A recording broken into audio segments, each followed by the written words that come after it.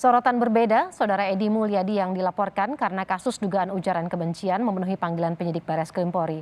Edi juga sudah siap bila ditahan setelah pemeriksaan. Edi Mulyadi Senin pagi hadir memenuhi panggilan penyidik Barreskrim Polri sebagai saksi kasus ujaran kebencian. Edi mengaku sudah siap bila akhirnya ditahan seusai pemeriksaan. Sebelumnya pada Jumat lalu, Edi tidak hadir memenuhi panggilan penyidik. Edi dilaporkan sejumlah pihak karena dianggap menghina masyarakat Kalimantan dan Menteri Pertahanan Prabowo Subianto.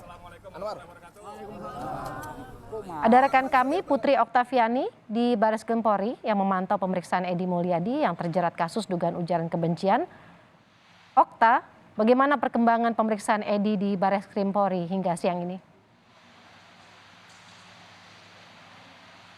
Selamat siang, Woro dan juga saudara. Sejauh ini Edi Mulyadi masih menjalani pemeriksaan di Barreskrim Polri bersama dengan penyidik terkait dengan polemik dugaan ujaran kebencian, yakni yang menyebut bahwa lokasi pemindahan ibu kota baru ini sebagai tempat jin buang anak. Tadi kami melihat bahwa Edi Mulyadi bersama dengan tim kuasa hukum hadir pukul 9.45.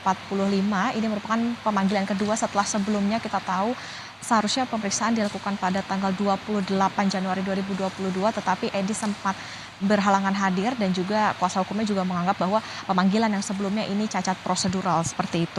Dan tadi yang disampaikan oleh Edi Mulyadi diantaranya adalah ia tentu saja meminta maaf kepada khususnya masyarakat Kalimantan maupun juga pihak-pihak yang merasa tersinggung begitu dengan pernyataannya soal jin buang anak ini, dan juga ia tetap menolak pemindahan ibu kota negara yang baru.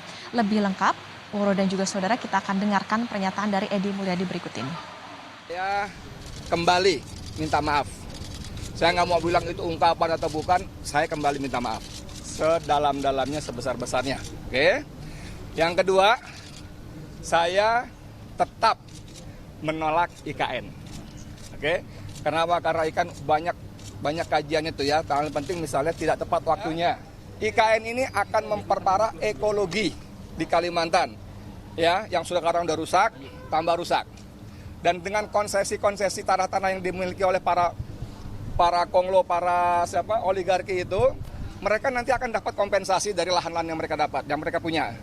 Udah gitu, mereka akan dibebaskan dari kewajiban merehabilitasi lahan-lahan yang mereka rusak.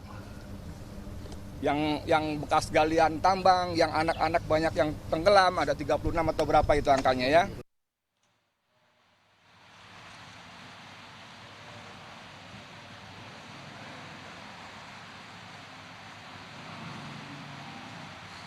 Ya, Woro dan juga saudara, tadi juga ada yang menarik bahwa memang meskipun belum ada kepastian apakah Edi Mulyadi nantinya setelah diperiksa akan langsung ditahan atau tidak, tetapi tadi kami sempat melihat bahwa Edi bersama dengan rombongan kuasa hukumnya ini ikut membawa pakaian begitu. Tadi ditanyakan apa alasannya ia ikut membawa pakaian untuk hari ini. Tadi ia jawab bahwa memang dirinya siap apabila nantinya langsung ditahan ketika setelah selesai pemeriksaan, karena ia beranggapan bahwa sebetulnya yang menjerat dirinya saat ini bukan hanya soal polemik tempat jin buang anak tersebut maupun juga sindiran terhadap Menhan Prabowo Subianto soal macan mengeong, tetapi ia juga merasa dirinya sudah dibidik begitu terkait dengan sikap kritisnya terhadap beberapa kebijakan pemerintah seperti misalnya RUU KPK, kemudian RUU Omnibus Law maupun juga RUU Minerba. Tadi juga kami tanyakan terkait dengan ia meminta pengusutan kasusnya ini menggunakan UU Pers. Ini tadi yang juga disampaikan oleh kuasa hukum dari Edi Mulyadi bahwa nantinya setelah dilakukan pemeriksaan menunggu BAP-nya, lalu nantinya mereka akan bersurat kepada Dewan Pers terkait dengan permintaan mereka bahwa pengusutan kasus ini bisa menggunakan Undang-Undang Pers. Walaupun sebetulnya Dewan Pers sendiri sebelumnya juga sudah menyatakan bahwa tidak ada wewenang begitu untuk bisa mengusut, hanya memiliki kewenangan untuk memeriksa karya jurnalistik apakah melanggar atau tidak, ataupun memeriksa apakah seseorang dalam perkara tertentu sedang melakukan pekerjaan jurnalistik atau tidak. Meskipun Dewan Pers tetap membuka apabila nantinya pihak dari Edi Mulyadi ini bersurat pengusutan kasusnya menggunakan Undang-Undang Pers. Tentu saja kita akan menunggu, Woro dan juga saudara, nanti setelah selesai pemeriksaan seperti apa, dan juga nanti kita akan tunggu bagaimana pernyataan dari polisi terkait dengan pemeriksaan Edi Mulyadi hari ini. Baik, terima kasih Putri Oktaviani dari Barreskrim Polri, jurnalis Kompas TV memantau jalannya pemeriksaan Edi Mulyadi terjerat kasus dugaan ujaran kebencian. Saudara, aksi protes digelar Laskar Pemuda Adat Dayak Kalimantan Timur di Samarinda pada Senin pagi. Dalam aksinya, massa meminta polisi menangkap Edi Mulyadi karena dianggap telah menghina wilayah Kalimantan. Unjuk rasa digelar dari Gor Sempaja Samarinda menuju Jembatan Mahakam. Sebelumnya Laskar Pemuda Adat Dayak Kalimantan Timur telah melaporkan Edi Mulyadi ke polisi.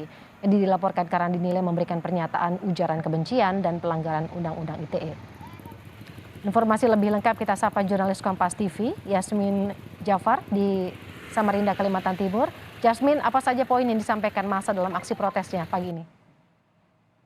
Woro dan saudara, Laskar Pemuda Adat Dayak ini sudah berulang kali melakukan aksi dan terus melakukan protes terhadap ujaran kebencian yang dilontarkan oleh Edi Mulyadi dan kawan-kawan. Dan kali ini mereka meminta agar Edi Mulyadi dihukum juga secara adat dan meminta pihak kepolisian untuk mengawal agar bisa menghadirkan Edi Mulyadi ke Kalimantan Timur untuk dihukum secara adat. Dan aksi ini mereka lakukan di sepanjang Sungai Mahakam nanti untuk menghindari kemacetan yang atau gangguan lalu lintas yang akan terjadi jika massa mereka sekitar 500 orang yang ditargetkan turun tidak mengganggu. Jasmine, juga massa sebelumnya juga sudah melaporkan Edi Mulyadi ke Polda Kalimantan Timur.